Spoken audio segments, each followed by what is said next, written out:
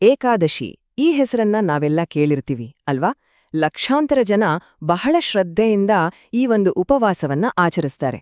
ಹಾಗಾದ್ರೆ ಏನಿದು ಏಕಾದಶಿ? ಇದರ ಹಿಂದಿನ ಕಥೆ ಏನು? ಬನ್ನಿ, ಈ ಪ್ರಾಚೀನ ಪದ್ಧತಿಯ ಆಳವನ್ನ ಒಟ್ಟಿಗೆ ಸೇರಿ ನೋಡೋಣ. ನಮ್ಮ ಈ ಪಯಣ ಇದೆಯಲ್ಲ, ಇದು ಬರೀ ಪುರಾಣದ ಕತೆಗೆ ಸೀಮಿತವಾಗಿಲ್ಲ. ನಾವು ಪ್ರಾಚೀನ ಕಾಲದಿಂದ ಶುರು ಮಾಡಿ ಇವತ್ತಿನ ಆಧುನಿಕ ವಿಜ್ಞಾನದವರೆಗೂ ಹೋಗ್ತೀವಿ. ಈ ಒಂದು ಆಳವಾದ ಸಂಪ್ರದಾಯದ ಹಿಂದಿರೋ ಒಂದೊಂದೇ ಪದರಗಳನ್ನ ಬಿಚ್ಚಿಡ್ತಾ ಹೋಗೋಣ. ಸರಿ, ಹಾಗಾದರೆ ಈ ಕಥೆ ಶುರುವಾಗೋದು ಎಲ್ಲಿಂದ?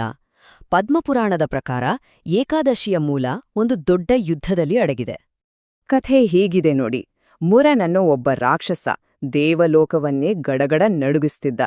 ದೇವತೆಗಳೆಲ್ಲ ಸೇರಿ ವಿಷ್ಣುವಿನ ಮೊರೆ ಹೋಗ್ತಾರೆ. ಬರೋಬ್ಬರಿ 1000 ದೈವಿಕ ವರ್ಷಗಳ ಕಾಲ ಯುದ್ಧ ನಡೆಯುತ್ತೆ. ಕೊನೆಗೆ ಸುಸ್ತಾದ ವಿಷ್ಣು ವಿಶ್ರಾಂತಿಗಾಗಿ ಒಂದು ಗುಹೆಗೆ ಹೋಗ್ತಾನೆ. ಇದೇ ಸರಿಯಾದ ಸಮಯ ಅಂತ ಮುರನ್ ನಿದ್ದೆ ಮಾಡ್ತಿದ್ದ ವಿಷ್ಣುವಿನ ಮೇಲೆ ದಾಳಿ ಮಾಡೋಕೆ ಮುಂದಾಗ್ತಾನೆ. ಅದೇ ಆಗ ಆಗಿದ್ದೇ ಒಂದು ಅದ್ಭುತ. ವಿಷ್ಣುವಿನ ಶರೀರದಿಂದಲೇ ಒಬ್ಬ ಮಹಾಶಕ್ತಿ, ಒಬ್ಬ ದೇವತೆ ಹೊರಹೊಮ್ಮುತ್ತಾಳೆ. ಆ ದೇವಿಯೇ ಆ ರಾಕ್ಷಸನನ್ನ ಸಂಹಾರ ಮಾಡ್ತಾಳೆ. ಆಕೆಯ ಪರಾಕ್ರಮಕ್ಕೆ ವಿಷ್ಣು ಬಹಳ ಸಂತುಷ್ಟನಾಗ್ತಾನೆ. ಆ ದೇವಿಗೆ ಏಕಾದಶಿ ಅಂತ ಹೆಸರಿಟ್ಟು ಒಂದು ವರವನ್ನ ಕೊಡ್ತಾನೆ. ಇಲ್ಲಿಂದಲೇ ಈ ಉಪವಾಸದ ಆಧ್ಯಾತ್ಮಿಕ ಮಹತ್ವ ಶುರುವಾಗತ್ತೆ. ಹಾಗಾದ್ರೆ ಏಕಾದಶಿ ಆಚರಣೆಯಿಂದ ಸಿಗೋದೇನು?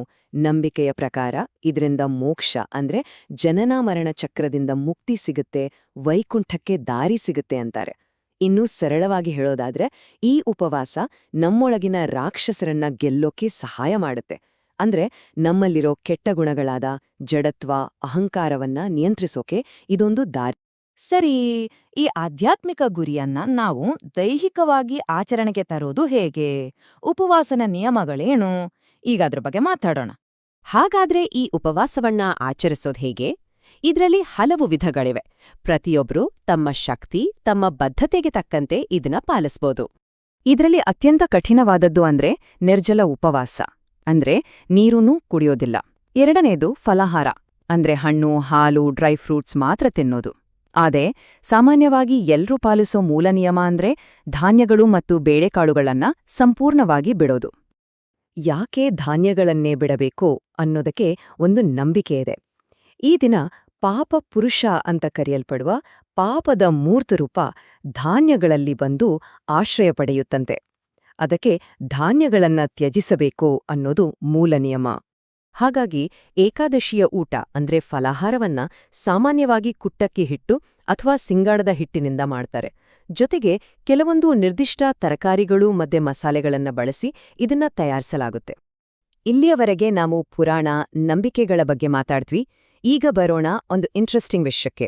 ಅದೇನಂದ್ರೆ ಇವತ್ತಿನ ವಿಜ್ಞಾನ ಈ ಪ್ರಾಚೀನ ಪದ್ಧತಿಯ ಬಗ್ಗೆ ಏನ್ ಹೇಳುತ್ತೆ? ಇದರ ಆರೋಗ್ಯಕರ ಪ್ರಯೋಜನಗಳನ್ನ ವಿಜ್ಞಾನ ಹೇಗ್ ನೋಡ್ತಾ ಇದೆ? ಸಂಶೋಧಕರು ಏಕಾದಶಿಯನ್ನ ಒಂದು ರೀತಿಯ ಕ್ರೋನೋಮ್ಯೂಟ್ರಿಷನ್ ಅಂತ ನೋಡ್ತಿದ್ದಾರೆ. ಅಂದ್ರೆ ನಮ್ಮ ದೇಹದ ನೈಸರ್ಗಿಕ ಗಡಿಯಾರ, ಚಂದ್ರನ ಚಲನೆ ಇವೆಲ್ಲಕ್ಕೂ ನಮ್ಮ ಉಪವಾಸವನ್ನ ಹೊಂದಿಸಿದಾಗ ನಮ್ಮ ದೇಹದ ಮೇಲೆ ಆಗೋ ಪರಿಣಾಮಗಳನ್ನ ಅವರು ಅಧ್ಯಯನ ಮಾಡ್ತಿದ್ದಾರೆ. ಇದ್ರಿಂದ ಆಟೋಫೇಜಿ ಅನ್ನೋ ಪ್ರಕ್ರಿಯೆ ಚುರುಕಾಗತ್ತೆ. ಅಂದ್ರೆ ನಮ್ಮ ದೇಹ ತನ್ನಿಂತಾನೇ ಶುಚಿಗೊಳಿಸ್ಕೊಳ್ಳೋದು. ಡಾಕ್ಟರ್ ಅಮಿತ್ ರೇ ಅನ್ನೋರು ಒಂದು ಗಣಿತದ ಮಾದರಿಯನ್ನ ಬಳಸಿ ಏಕಾದಶಿ ಚಕ್ರದ ಹಾಗೆ ಪ್ರತಿ 14-15 ದಿನಕ್ಕೊಮ್ಮೆ 36 ಗಂಟೆ ಉಪವಾಸ ಮಾಡಿದ್ರೆ ಏನಾಗುತ್ತೆ ಅಂತ ವಿಶ್ಲೇಷಣೆ ಮಾಡಿದ್ದಾರೆ. ಈ ಉಪವಾಸ ನಮ್ಮ ವಯಸ್ಸಾಗುವ ಪ್ರಕ್ರಿಯೆಯನ್ನ ನಿಧಾನಗೊಳಿಸೋಕೆ ಹೇಗೆ ಸಹಾಯ ಮಾಡುತ್ತೆ ಅಂತ ಈ ಮಾಡೆಲ್ ತೋರಿಸಿದೆ.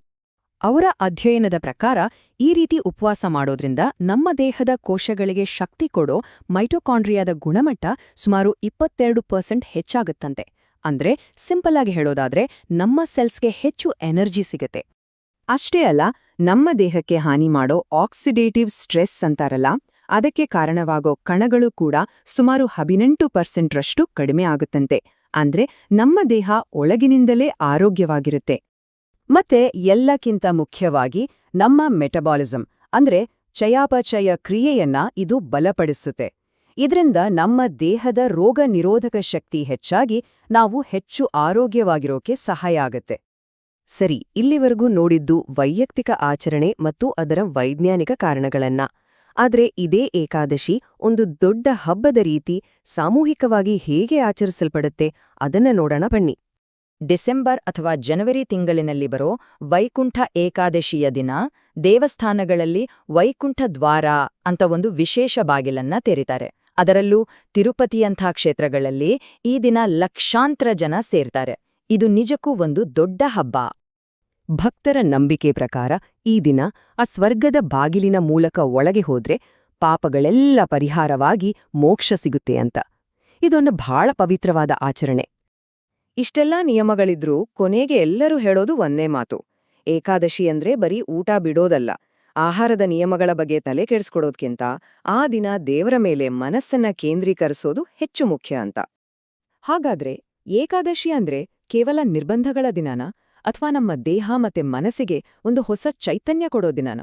ಪುರಾಣ, ನಂಬಿಕೆ, ವಿಜ್ಞಾನ ಯಾವುದೇ ದೃಷ್ಟಿಯಿಂದ ನೋಡಿದ್ರೂ ಏಕಾದಶಿ ಅನ್ನೋದು ಒಂದು ರೀತಿಯಲ್ಲಿ ನಮ್ಮನ್ನು ನಾವು ನವೀಕರಿಸ್ಕೊಳ್ಳೋಕಿರೋ ಒಂದು ಅದ್ಭುತವಾದ ದಾರಿ ಅಲ್ವಾ?